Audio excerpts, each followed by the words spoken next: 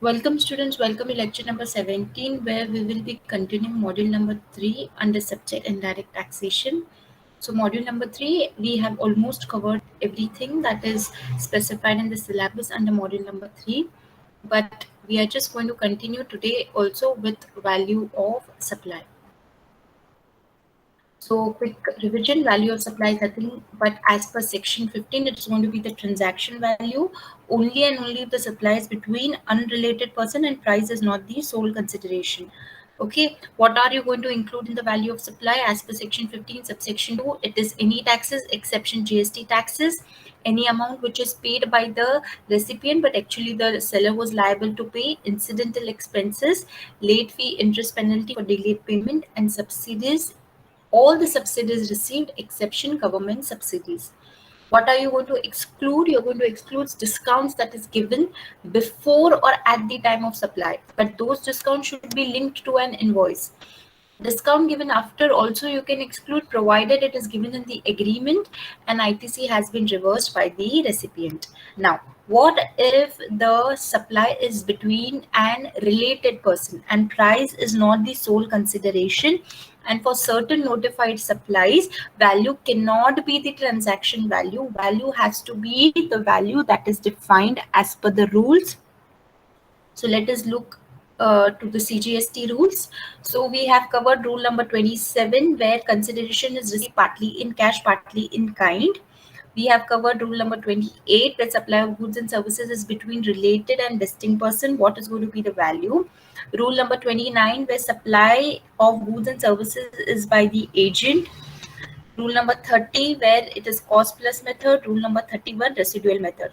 So students, what do we understand? We understand that from rule number 27 to rule number 29, which is supplemented again by rule number 30 and 31. So this rule numbers from 27 to 31 is basically the valuation of supplies involving non-monetary consideration or related parties.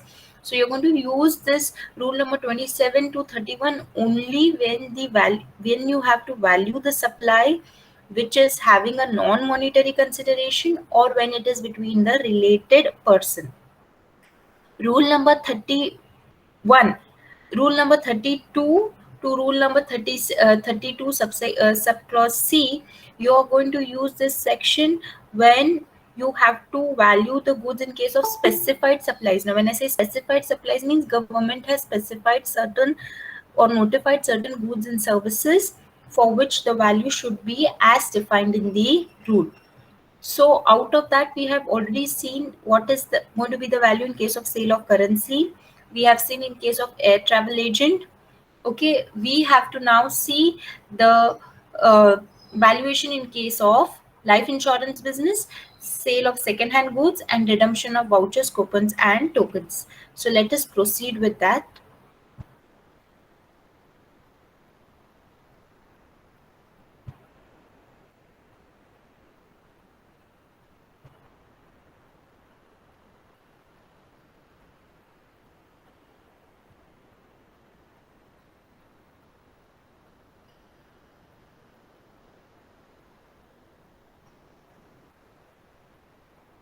Okay. Now let us understand what is going to be the value in case of life insurance business. So first thing, what you need to understand is what is a life insurance business, students. So life insurance business is nothing but whenever a company, insurance company compensates to the family of the insured on the life of a particular person. So on the life means when the person, in case of death of the insured person, the insurance company will make sure that it will compensate the loss to the family members or to the person who has taken the policy on the name of the insured.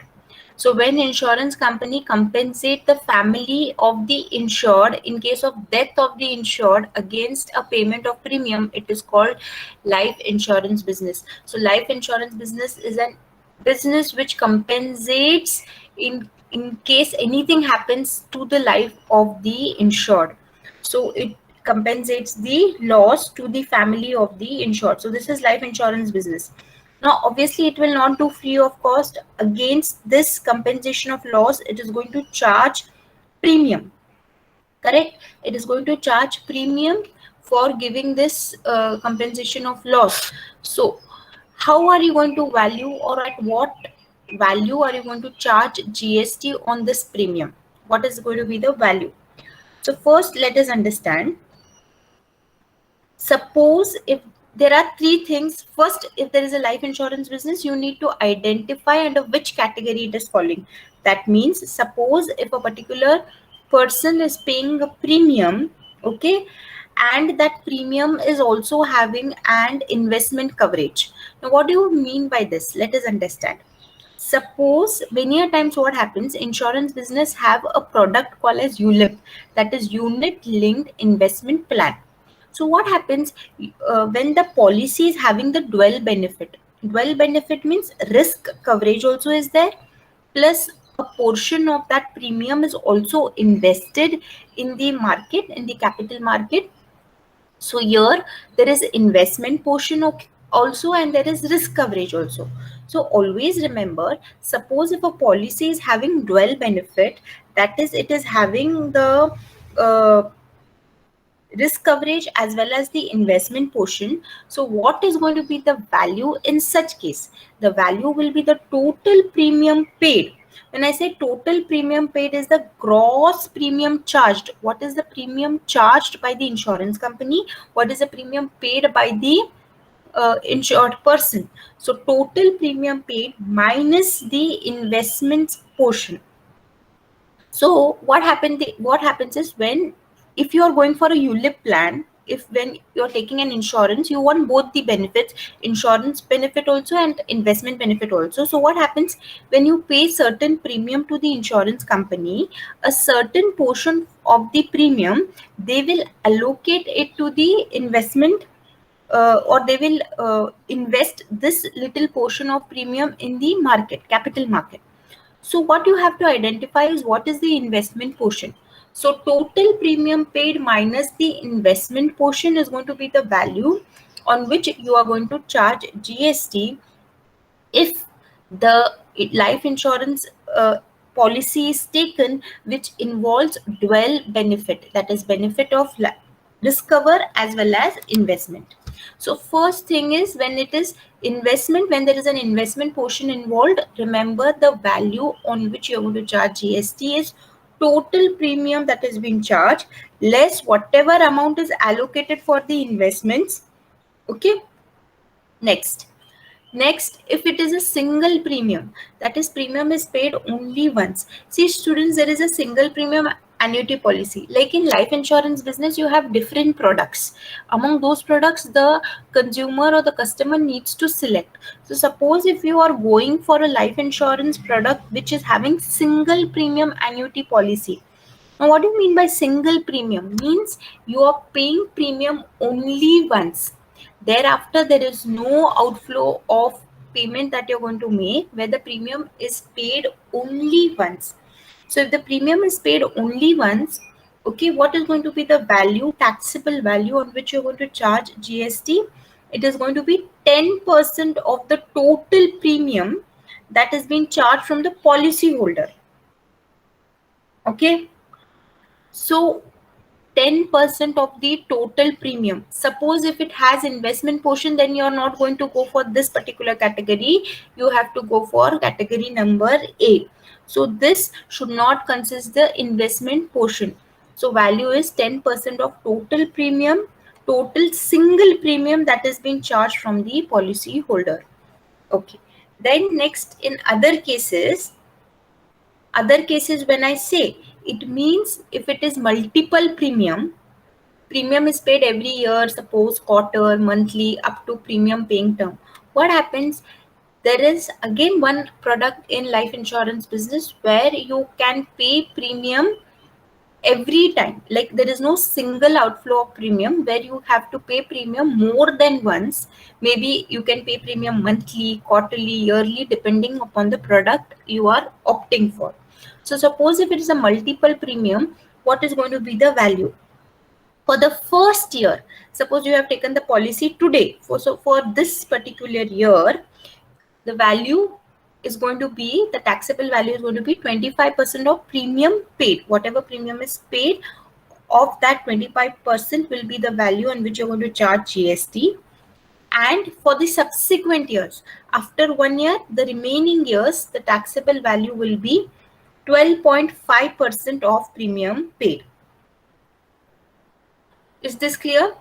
So for the first year, it is going to be 25% of premium paid, and for subsequent years, it is going to be 12.5% of premium paid. Students note, this rule will not be applicable if the insurance policy is taken purely for risk cover. So suppose students, if the policy is taken only for risk cover. When I say only for risk cover, means it is only going to compensate the family of the insured if something happens to the insured. Here no investment portion is involved. So if the policy is purely for risk cover, then the taxable value will be the entire premium charge from the policyholder. This A, B, C will not be applicable. So if the policy is taken purely for risk cover, remember students that the entire premium charge from the policyholder is going to be the taxable value. So in life insurance business, quick, I'll just once more just give you a brief. Life insurance business, you have to identify under which category it is falling. Suppose if it is falling under investment, like certain portion of premium has been invested in the capital market by the insurance company, then the taxable value will be the total premium paid minus the investment portion. Suppose it is an annuity policy where you are paying the premium only once. So the value will be 10% of the total single premium that you are paying. Suppose if it is a multiple premium where you're paying the premium amount more than once, then for the first year it is going to be 25% of premium paid. For the subsequent years, it is going to be 12.5% of premium that is being charged or paid by the for the subsequent years. And suppose if the policy is purely taken for risk cover, then the value will be, taxable value will be the entire premium that is being charged from the policy holder. So is this clear, students? Yes? Yes, ma'am. Yes, ma'am. Okay. Now let us see rule number 32, sub rule 5. Sale of second hand goods. Now, what do you mean by second hand goods? Means those goods are already being used. The owner, there was already a previous owner for such goods, correct? So how are you going to value the goods if they are second hand? If you're selling a second hand goods, how are you going to value that? Simple, students. The valuation is going to be the selling price minus the buying price. So the sale value minus the purchase value. Now, if the answer is positive, students, suppose you had purchased the item at 10,000 rupees and you're selling it at 12,000 rupees. So what is the difference? 2,000. So your selling price is more. It is 12,000. Your buying price was 10,000. So 2,000 is the value on which you're going to charge GST. Only in case of second hand goods I'm talking about. But suppose you had brought it at 12,000 and you're selling it at 10,000. So there is a loss you're selling. So in case the answer is negative, now it is going to be minus 2,000 is going to be your profit. That is nothing but loss since it is in minus. So if it is a loss, you are going to ignore the calculation of GST. So remember, students, in case of second hand goods, if your selling price is less and your buying price is purchase price in which you had purchased the goods is more, you're going to ignore your GST calculation. So in case of second hand goods, GST calculation will come into picture only when your selling price is more than your buying price. And what is the value on which you're going to charge GST? It is sales price minus the purchase price. Okay. Next thing what you need to remember is there are certain conditions. If they are fulfilled, if they are satisfied, then only you are going to apply this valuation rule. What are those conditions? Condition number 1, there should be buying and selling of second hand goods. Means the dealer should be engaged in the purchase and sale of second hand goods only. means his business should be the buying and selling of second hand goods, purely only dealing in second hand goods. No ITC should have been claimed on the purchases. So whatever purchases is made by that dealer, particular dealer, he should not be claiming any ITC on the purchases that he is making. Third thing is, minor processing or no processing should have been made on the goods. Minor processing should be done in such a way that it does not alter the nature of goods.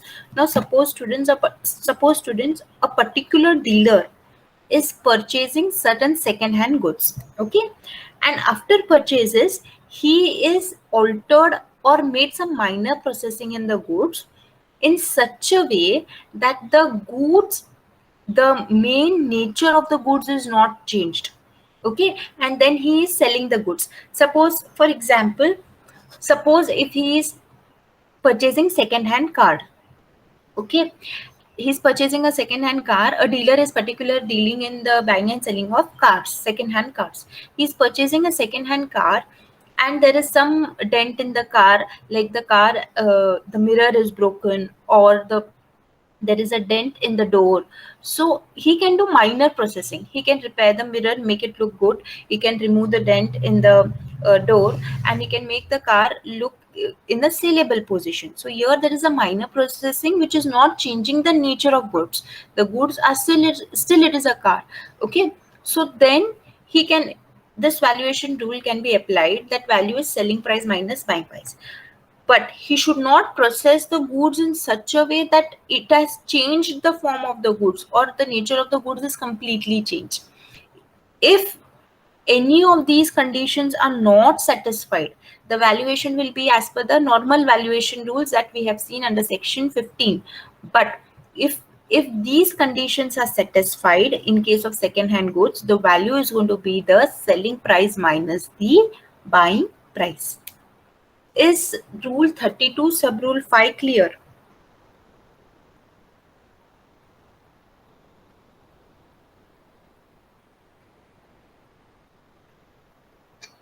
Yes, students. Did everyone understand the valuation in case of second hand goods? Yes, ma'am. Yes, ma'am. Next, rule 32 sub rule 6, that is redemption of vouchers, coupons or tokens. See, as I already told you earlier, what is a voucher, coupon or token. Now, when any voucher is given to you by a showroom or by a dealer, by a supplier, you are given a time period to redeem it. Redeem it means you will, in return of that voucher, you will take something else, okay, you will purchase some goods or you will procure some services against that particular voucher. So what is going to be the value when you redeem that voucher, when you go to a shop to redeem the voucher, what is going to be the value on which GST is going to be charged? So remember, students, value is going to be the value of goods or services availed against the redemption of vouchers, coupons or tokens. Suppose you are given a voucher of 4,000 rupees, but you have redeemed only 2,000 against that voucher, and you have taken a shirt worth, or you have taken a jeans pant worth rupees 2,000. So what is going to be the value on which you're going to charge GST? Not 4,000, not the value of voucher, but the value of goods or services availed against the redemption of vouchers, coupons or tokens. So your, the taxable value on which you're going to charge GST is going to be on 2,000 rupees, okay, being the goods, value of goods or services which you have redeemed against that particular voucher. Is rule 32 sub rule 6 clear? Yes, ma'am.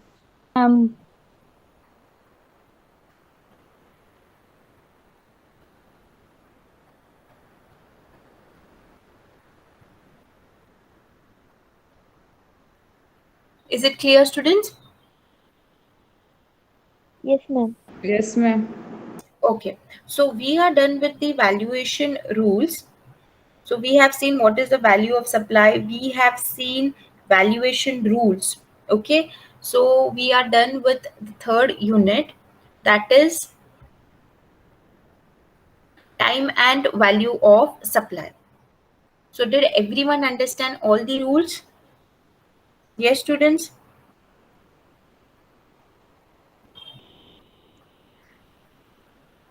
Yes? Yes, Yes, ma'am. ma'am. Okay. Now, I just want you all to we'll just quickly revise all the rules and then we will conclude with the class. Okay. So, rule 27. Consideration partly received in cash and partly received in kind. Can anyone just explain this particular rule? Yes?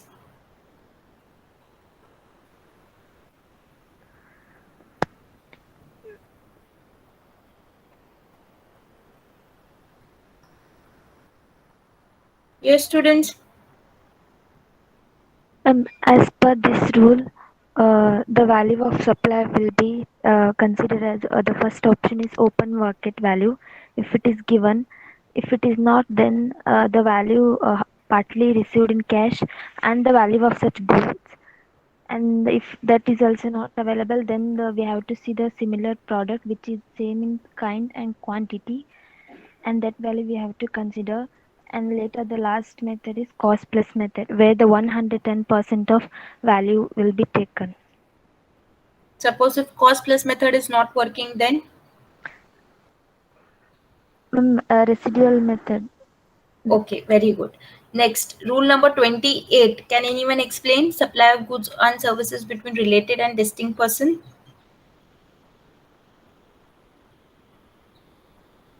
Yes, Here it is also the open. very good. Tell me, Yashaswini. Here also the open market value should be considered first option, and the second one will be the kind and quality Hmm. method. And the third, if they both are not working, then Residual method. cost plus or residual method, in that order it should be done. And Yes, here the ma'am. supplier is also having an option that he can take 90% of price charged by the recipient to its unrelated customer. Okay. Yes, Next, ma'am. rule number 29. Supply of goods or services by an agent. Yes.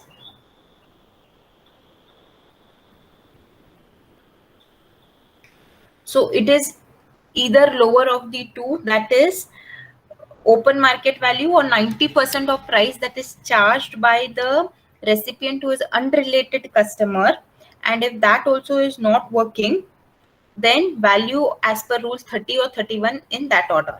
Now, what is cost plus method? Yes.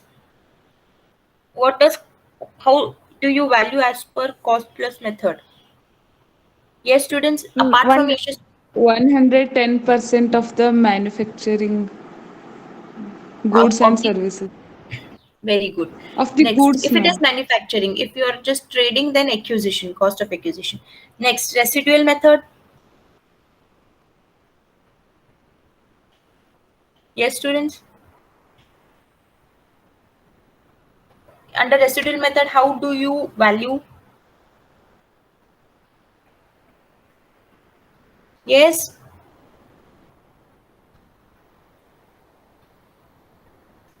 You use reasonable means which is consistent with the principles and provisions of section 15 and all these rule numbers. So on reasonable basis, you are going to value.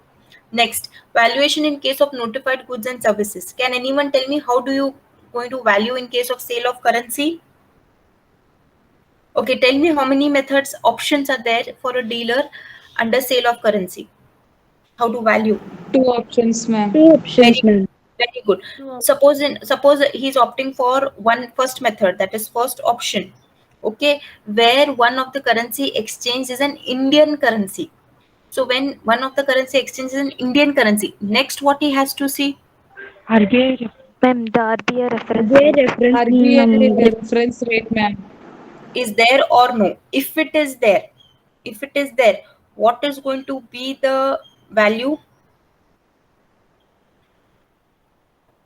Ma'am, if it is there, then the RBI reference rate minus the actual transaction value Very good. Into the total into the currency of units that is being. yeah. Uh, okay. Suppose if RBI reference rate is not there, then what is going to be the value? Ma'am, value will be 1% 1% of of value in INR. Very okay, very good. Suppose if the both the currencies what are being exchanged is not an Indian currency, then what is going to be the value? 1% 1% lesser of value. Lesser First, of the value. very good. So first you're going to convert both the currencies into Indian currencies. Then you're going to check whichever is less. Okay. 1%. Okay. Next, in and then the option number B is based on your slabs. Slabs means the currency that is being exchanged. You have to see whether it is up to 1 lakh, from 1 lakh to 10 lakh, and whether above 10 lakh. Then depending upon the that value is being charged. So, and suppose, can I switch between the options in a financial year? No, ma'am. Very good. Next, in air travel agent, what am I supposed to see first when I'm going to value? What am I supposed to see? In air travel Domestic agent, very good. Domestic and international. What do you mean by domestic travel. travel? Within the country. Okay, so what is going to be the value in case of domestic travel on which I'm going to charge GST? 5%, Ma'am, 5% of ma'am. basic share. And in case of international travel, 10% of basic 10%, share. ma'am. 10%. Okay, now life insurance business. Under this, first thing what I need to do under life insurance business, you need to check the product that is being taken. So if the amount is allocated for investment, then what is going to be the value? Whatever total premium is being paid minus the investment portion. Suppose if it is a single premium, that is a premium is paid only once, then what is going to be the value? Ma'am, 10% of 10% total of the premium. premium paid. Okay, and in case of multiple premiums, that is in all other cases, what is going to be the value?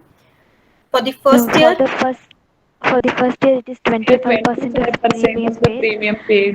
And and the the next subsequent years it is 12.5%. 12.5% of premium paid. okay, and suppose the policy is only and only taken for risk cover. So what is going to be the value? Ma'am, value entire premium value, ma'am. Very good, Charged. students. Yes. Next, in case of sale of second-hand goods, how do you value, or how what is the taxable value on which you're going to charge GST? Ma'am, Selling price selling. minus buying price, ma'am. If negative, we have to ignore it. Very good. In case of redemption of vouchers, coupons, or tokens, what is going to be the value on which you're going to charge GST? And the value which is redeemed against the watch coupon or voucher, ma'am. Okay, the value of goods or On which service the deposit. redeemed. Yes. Okay, very good, students. So you all have understood the provisions. Now you'll know what it is. So in exam, you can write it in your own words, explain the provision in detail in the own words. Notes will be shared with you all. So you all can go through that also.